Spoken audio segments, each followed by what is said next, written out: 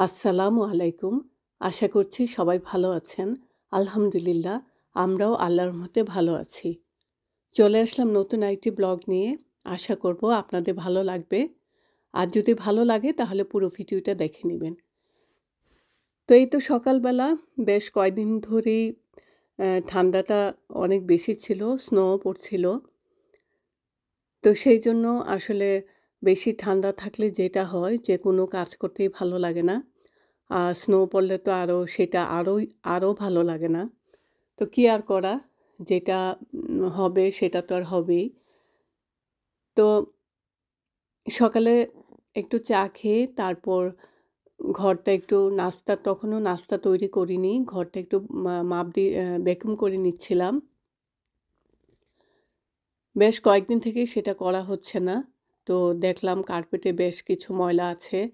তো এই যে দেখেন আমার সোফাটার উপরে যে কভার দিয়ে রেখেছিলাম, তারপরে সেই আ কভারের উপরেই ওরা বিশেষ করে রোজ মনে হয় সেটা করেছে। কাপড়টা হাত দিয়ে আ বোধহয় নখ দিয়ে সেটা নষ্ট করে ফেলেছে। তো যাই হোক কিছুই করার নেই। সেটা বিড়াল থাকলে সেরকম হয়ে থাকে। তবে সবসময় সেটা করে না। মাঝেমধ্যেই সেরকম করে থাকে। তো এবার ঘরে কিছু কাজ শেষ করে ঘরটা একটু পরিষ্কার করে নিয়ে তারপর নাস্তাটা রেডি করছিলাম। ততক্ষণে 10:30 বেজে গেল। আর একটু খিদেও লেগেছে। তখন ভাবলাম যে একটু নাস্তাটা করে ফেলি। তো সেইজন্য রুটি ছিল রেডিমেড, সেই রুটি করে নিচ্ছিলাম। আর আ গতকালের একটু গরুর মাংস ভুনা করা ছিল। আর একটু ডিম পোচ করে নিচ্ছি। আর একটু সবজি ছিল। সেটা দিয়ে সকালের নাস্তাটা করে নেব। আর এখানে দেখুন সিম্বার অবস্থা। সে তার আ বিছানাটা দখল করে রেখেছে। আসলে এই বিছানাতে সে থাকতে পারে না। মানে তার জাগা হয় না। সেটা সেটা ছোট কিন্তু সে সেটা ধরে রেখেছে যেন মিমি আর রোজ আসতে না পারে সেইজন্যেই। তো এবার রান্না সকালে নাস্তা শেষ করে এখন একটু রান্না করে নিচ্ছিলাম। আর আজকে সেরকম কিছু রান্না করছি না। লাল শাক ছিল প্যাকেটে সেইটা করে নিলাম। আর এখানে একটু সবজি বলতে সব মানে প্যাকেটের সবজি সেটাই করে নিচ্ছিলাম একটু অলিভ অয়েল তেল দিয়ে। তা আমি সচরাচর এরকম সবজি মিক্সড সবজি যেটা সেটা করে থাকি। আর সেরকম কোনো মসলাও দেই না। অল্প একটু পিঁয়াজ দেই, একটু মরিচি গুঁড়া, তারপর আ একটু মেথি, অল্প একটু মেথি দেই, কালিজিরা দেই, একটু আদা বাটা দেই। আর সবকিছু দিয়ে একটু সিদ্ধ করে নিই। তারপর আমি পেঁয়াজ ভেরেস্তা করে সেটা উপরে দিয়ে দিই।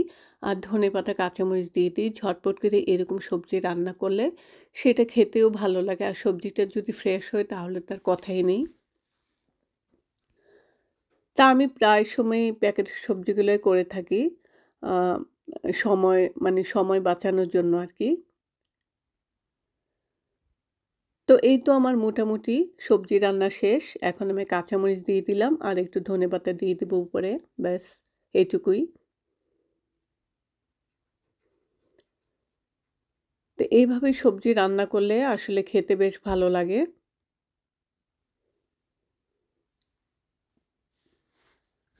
আর এখন শুটকি রান্না করব, সেটাও প্যাকেটের শুটকি। তো আ যখন এই যে লতি লতি এটার মধ্যে লতি আছে, তারপরে কচুরমুখী, তারপর নাগামরিচ, চিংড়ি সবকিছুই মিশানো শুটকিটা। প্যাকেটটা যখন দেখলাম তখন আমার শীতলও ছিল তার মধ্যে।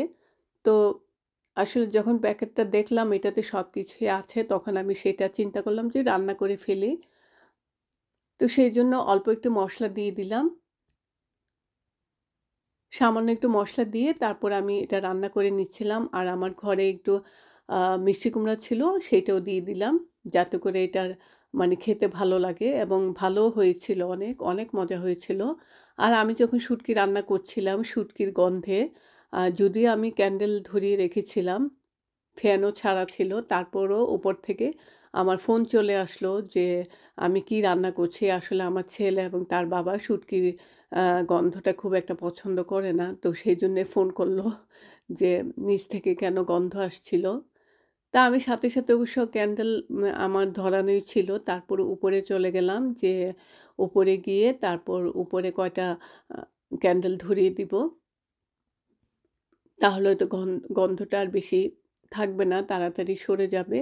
আর আসলে যেহেতু প্রচুর ঠান্ডা সেইজন্য ওইভাবে করে তো আর জানলা দরজা খোলাও রাখা যাচ্ছে না। তাতে করে অনেক ঠান্ডা ঘরে চলে আসবে। তো সেইজন্যই কিছু রান্না করলে অবশ্য একটু সময় লাগে। আ গন্ধটা রান্নার গন্ধটা বের হওয়ার একটু সময় লাগে এইটুকুই যা। তো গরমের দিনে অবশ্য এই সমস্যাটা হয় না। তারপর এখানে এই যে আমার ব্ল্যাক রোজ আর আমার মিমি শুয়েছিল আর এদিকে আমার সিম্বা তার ক্যাটরিতে একাই দখল করে রেখেছে। যেটা সে সবসময়ই করার চেষ্টা করে। এই ট্রিটাতে এই ট্রিতে সে কাউকেই আসতে দেয় না। আর এটা হচ্ছে বিকেলবেলা আকাশটা এত মানি দেখে মনে হচ্ছে যে কেমন মেঘাচ্ছন্ন। আসলে এইরকম সময়টা একদমই ভালো লাগে না। তো আমি বিকেলবেলা একটু বাইরে গেলাম। একটু সন্ধ্যার আগে বাইরে গিয়ে আমি আ একটু ভিডিও করছিলাম। স্নো পড়া দেখে। অনেক স্নো পড়েছিল। এই যে চারিপাশের অবস্থা।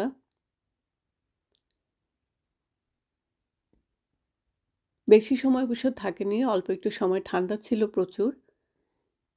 তো একটু দাঁড়িয়ে আমি চারপাশটা একটু ভিডিও করলাম।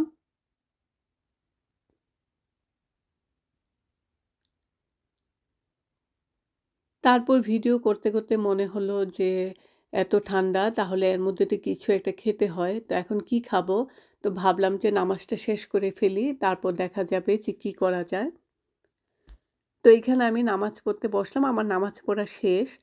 তারপর এই যে রোজ এসে সে দেখছিল ওরা এমনই করে যখন আমি নামাজে থাকি, কেউ না কেউ আমার আশেপাশে ঘোরাঘুরি করে। আর ওদিকে মিমি তাকিয়ে দেখছিল আমি কি করছি। আর সিম্বাও বসে দেখছিল। আসলে আমি যখন নামাজ পড়ি তখন ওরা আ মানি ৩ জনই চেষ্টা করে আমার আশেপাশে থাকতে। আর এখানে আমি একটু হালিম তৈরি করে নিচ্ছিলাম। হঠাৎই মনে হলো যে ঠান্ডার মধ্যে হালিমটা খেতে ভালো লাগবে। আর এই হালিমের মিক্সড প্যাকেটটা আমার ঘরে ছিল। এটা বেশ কয়দিন ধরেই রান্না করা হচ্ছিল না। করব, করব করে আর করা হয়নি। তো মনে করলাম যে আজকে যেহেতু একটু গরু মাংস আমার করাই ছিল। তো ভাবলাম যে মাংসটা যেহেতু আছে তাহলে আমি একটু হালিমটা করে ফেলি। আর এটা আমি ভিজিয়ে রেখেছিলাম গরম পানি দিয়ে বেশ কিছুক্ষণ আগে। তো তাতে করে আমার রান্নাটা খুব তাড়াতাড়ি হয়ে গেল।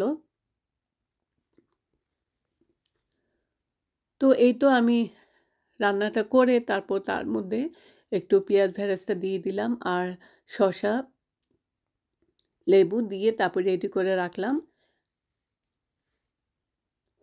এখন আমরা বিকেলের একটু নাস্তা খেয়ে নিচ্ছি, হালিমটা খেয়ে নিচ্ছি। আর সত্যি বলতে কি হালিমটা যদিও আমি ঝটপট করেই করেছি, সেরকম করে আ মানে আ তৈরি করব সেটা আগে থেকে চিন্তা করিনি। যেহেতু হুট করে মাথায় আসলো যে হালিম খাবো। তো সেইভাবেই এটা রান্না করা এবং আ আর যেহেতু গরম, গরম খাচ্ছিলাম ভীষণই মজা হয়েছিল। তারপর খাওয়া-দাওয়া শেষ করার পর মাহিরের বাবা আমাকে আ অনেকগুলা গিফট দিল। আর সেইটা খুব সুন্দর করে বাটিতে আ একটা বাটিতে সাজিয়ে তারপর আমাকে দিল যে, "দেখো তোমার জন্য কতগুলা স্বর্ণের মোহর নিয়ে এসেছি।" তো আমি এগুলা ধরে, ধরে দেখছিলাম।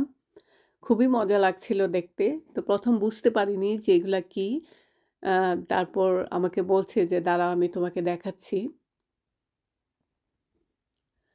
তো সেখান থেকে একটা নিয়ে আমাকে খুলে দিচ্ছিল। দিয়ে বলছিল যে, "খেয়ে দেখো যে জিনিসটা কি?" তা আমি অবশ্য ১ম বুঝতে পারিনি। আমি ভেবেছিলাম হয়তো আ মানে এটা হয়তো স্বর্ণের কোনো মানে স্বর্ণের না ঠিক। এটা কোনো কয়েন জাতীয় কিছু হবে। তারপর যখন সেটা আমাকে খুলে দিল, তখনই বুঝতে পারলাম যে সেটা কি।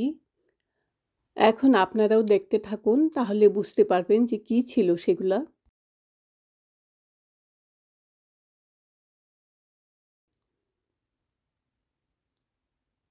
এই যে আমাকে খুলে দিচ্ছে। ১ম আমি বুঝতে পারিনি যে কোন দিকে খুলবো। তারপর যখন খুলে দিল, তো খেয়ে দেখলাম অনেক মজা। তারপর আমি আমার কাজের কলিগদেরকেও দিয়েছি। আমার বোনকে দিয়েছি, তিশাকেও দিয়েছি, সবাই খেয়েছে। এই তো ছিল আমার আজকের ভিডিও। আশা করছি সবার ভালো লাগবে। তো আজকের মতো এখানেই বিদায় নিই। ভালো থাকেন সবাই। আল্লাহ হাফেজ।